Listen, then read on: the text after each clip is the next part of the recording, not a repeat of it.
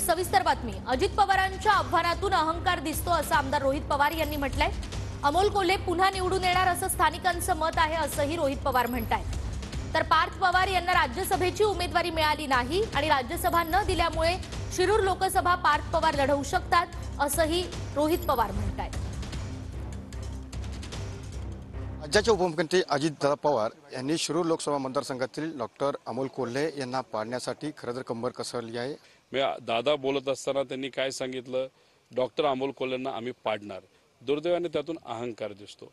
आम्ही काय म्हणतो, आम्ही प्रेमाने डॉक्टर अमोल कोल्हेंना निवडून आणणार असे इथले लोक बोलत आहे।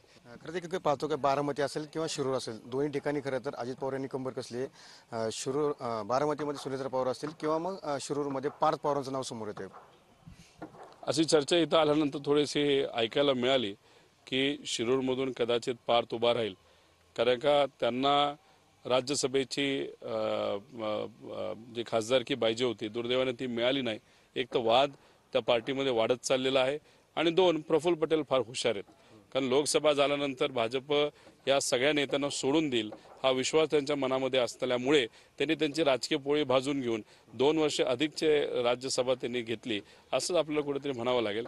त्यामुळे तिथं कदाचित संधी न मिळाल्यामुळे शिरूरमधून पार्थ लढू शकतो अशी एक चर्चा लोकांमध्ये नक्कीच सुरू झालेली आपल्या सर्वांना बघायला मिळते।